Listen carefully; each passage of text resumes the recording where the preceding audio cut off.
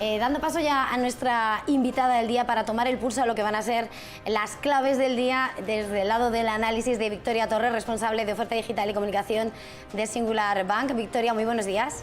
Hola, buenos días. Perdona que te haya hecho esperar, pero me había perdido yo aquí en el tiempo de la realización.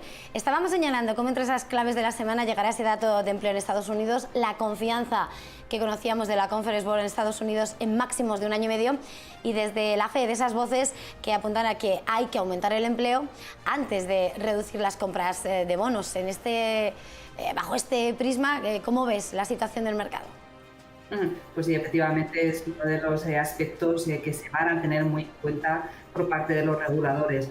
Ha habido una serie de temores después de unos mensajes de la FED más contundentes de lo que el mercado estaba esperando y los mercados han empezado a ponerse algo nerviosos ante la posibilidad de que los tipos de interés empiecen a subir antes de tiempo. Y de hecho, de la última reunión de la FED es lo que se extrajo, que efectivamente esta subida de tipos podría ser de forma anticipada con respecto a las previsiones que había hace tan solo unas semanas. No obstante, es verdad que los reguladores también han sido muy cautos y han lanzado unos mensajes muy claros, y es que no solamente van a estar mirando la inflación, sino que van a mirar cómo esto podría repercutir en la recuperación económica. Y efectivamente la clave del empleo va a ser otro de los aspectos que se van a mirar muy de cerca, y como decimos, pensamos que va a haber muchísima prudencia antes de empezar con esa retirada de estímulos.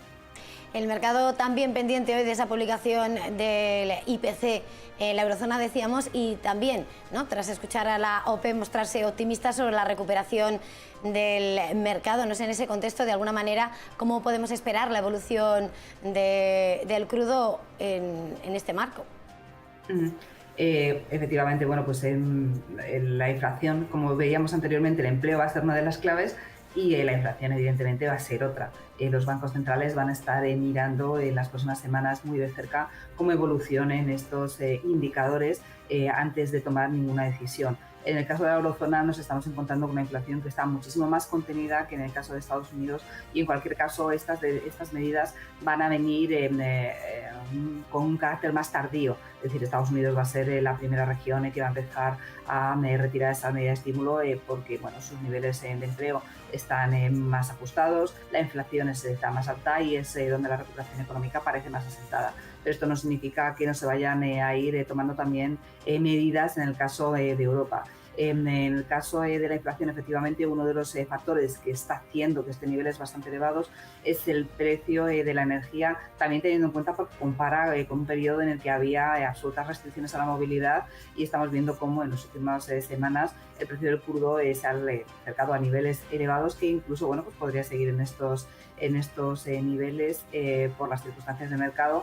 Así que bueno, también pues muy pendientes de cómo vaya evolucionando el precio del crudo y cómo esto influye en la inflación tanto en la eurozona como en Estados Unidos. Mirando a los protagonistas por el lado empresarial, y bueno, vamos a empezar mirando al otro lado del charco. Hemos visto la acción una vez más de los minoritarios en el Nasdaq. Como veis, se disparaba un 170% en un solo día. ¿Cómo hay que enfrentarse a estos movimientos? ¿Cómo lo ves? Pues parece que es verdad que los minoritarios lo que quieren hacer es la revolución, plantar cara a grandes fondos, y hemos visto movimientos muy significativos a lo largo de este año en el que las implicaciones han sido elevadas. Recordamos hace no mucho el foro Reddit con las acciones de GameStop, el tsunami que se creó en los mercados, y bueno, pues parece que ahora mismo los inversores activos encuentran un nuevo tesoro en esta compañía que efectivamente ayer se disparó un 170%. Hay que tener cuidado, sobre todo para aquellos que a lo mejor tienen apuestas bajistas, porque estas subidas tan verticales lo que obligan es a cerrar las posiciones, y en función, por ejemplo, de si hay fondos de inversión que tienen posiciones importantes en este tipo de compañías, pues puede generar que estos cierres masivos hagan que el fondo pues, tenga pérdidas importantes. En el caso, por ejemplo, de GameStop también afectó a determinadas entidades bancarias que tenían avales sobre este tipo de operativas, y por eso el impacto fue más elevado. Vamos a ver si es flor de un día o si por el contrario volvemos a ver movimientos importantes en la acción de B-Square en el día de hoy. Si miramos a otros protagonistas, por fin lo estábamos esperando. De hecho, hay veces que uno se pierde ya si se han tomado las decisiones o no, pero la CNMC ya ha dado el visto bueno, ha aprobado la fusión de Liberbank y Unicaja, en un contexto en el que además recientemente la presidenta del regulador, Gani Hernández, señalaba y apostaba por una mayor concentración del sector bancario en pro de la rentabilidad. Sí, efectivamente, bueno, hemos visto esa autorización, competencia, ha dicho que ha dado visto bueno a esa fusión entre Unicaja y Liberbank.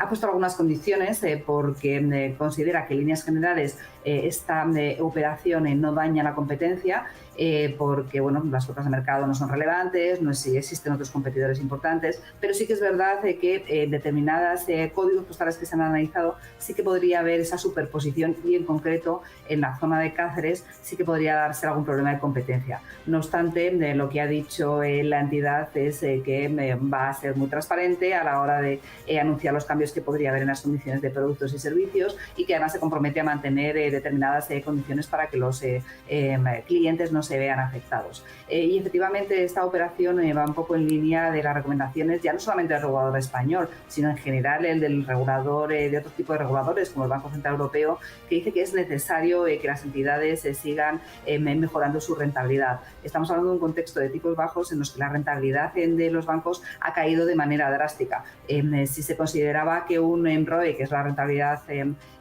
sobre capital, debería estar por encima del 10%, o es lo que teníamos normalmente por costumbre en estas entidades bancarias, ha caído muy por debajo, ya no solamente como consecuencia de la pandemia, antes ya estaba muy bajo y es necesario que poco a poco las entidades vayan ganando estos niveles de rentabilidad. Es verdad que, por ejemplo, las concentraciones lo que sí que han ayudado mucho es a ganar eficiencia, porque ahora mismo parece que las entidades, una de las pocas vías que tienen para ganar esa rentabilidad es a través de la eficiencia y a través de la reducción de costes, y este tipo de operativas sí que están ayudando bastante. Si hay demasiada concentración, creemos que todavía puede haber margen para determinadas operaciones dentro del sector y de momento pues no parece que vaya a haber problemas de competencia. De hecho, la concentración de los grandes bancos es similar a la de otros grandes países de la eurozona. No nos vamos a alejar mucho de los bancos por aquello que te quiero comentar ahora, pero estamos viendo cómo de forma continua hay un goteo constante de noticias de compañías que salen al mercado a financiarse. Hemos contado esta misma mañana cómo Repsol ha lanzado esa emisión de bonos de 1.250 millones de euros en deuda sostenible. Celnex ha emitido por primera vez en dólares. Parece que las compañías se quieren financiar adelantando o evitando una subida de tipos antes de lo esperado, un endurecimiento de la situación más pronto que tarde. Bueno, en el caso de Celnex está siendo súper activo. La última operación que quiere hacer es esa emisión de deuda a 20 años en dólares, y destacar que además del importe es el vencimiento más largo que se emitiría por parte de una empresa no financiera en España desde aquel 20 años de Acciona de diciembre del año 2020. Y efectivamente esto va un poco en línea con lo que estabas comentando. Si miramos los datos de la banca, ya se ha cubierto un 70% de los objetivos de financiación del año 2021. En el caso de Santander, BBVA y Caixa están muy adelantados con las colocaciones que se han hecho de deuda a lo largo de este año para cubrir todos los objetivos de financiación que tenían para el conjunto del año 2021. Y al final el motivo es lo que estabas diciendo, el riesgo de que haya una subida generalizada de los intereses en la segunda parte del año, y el hecho de que veamos un poco más cerca este escenario es lo que está haciendo que algunas entidades adelanten ese calendario que tenían de proyectos de financiación, aprovechando un entorno que es muy positivo y que es muy difícil que se mejore. Y es verdad que muchas entidades están aprovechando este entorno para hacer esta reestructuración de su deuda o para adelantar, como decíamos antes, vencimientos. Antes de despedirnos, ya por fin cerramos semestre, por cierto, que no hemos hecho hincapié en esa idea. Mañana es 1 de julio, es verdad que arranca el nuevo semestre y además llega ese día del estreno de Acciona Energía, la OPV, finalmente el precio 26,73 euros por acción, un descuento del 10,5% y una valoración inicial de 8.800 millones de euros. Sí, efectivamente. Era más ambicioso inicialmente, aunque también es verdad que estableció un rango bastante amplio para salir. Al final, bueno, sale en la parte pequeña, baja del rango en cuanto a precio y también en cuanto a la cantidad de que se quería colocar. Podríamos valorar de forma positiva la operación por distintos motivos. Primero, porque a estos ratios es muchísimo más atractivo, tanto si lo miramos por el ratio de ventas EBITDA, que queda bastante atractivo con respecto a comparables, y también si tenemos en cuenta el descuento con el que aparece para los accionistas. Ahora mismo estaría rondando ese 20%, si hubiera salido en un rango más alto estaríamos hablando de un potencial alcista muchísimo más bajo, y al final bueno, pues esto hace mucho más atractiva la operación, y a pesar de todo creemos que es un éxito esta salida, porque el contexto de las renovables en el año 2021 no es el mismo que en el año 2020. Hemos visto algunas operaciones como se han truncado, y en cambio Acciona Energía pues parece que sí que está gustando esta colocación, tiene ya una parte asegurada, y bueno, pues vamos a ver si efectivamente es uno de los grandes debut en la bolsa este año. Pues estaremos muy pendientes de ese debut y de todas las referencias que hemos analizado. Victoria Torres, responsable de oferta digital y comunicación de Singular Bank. Un placer que haya madrugado con nosotros esta mañana. Feliz jornada, feliz negocio. Muchas gracias. Buen día a todos.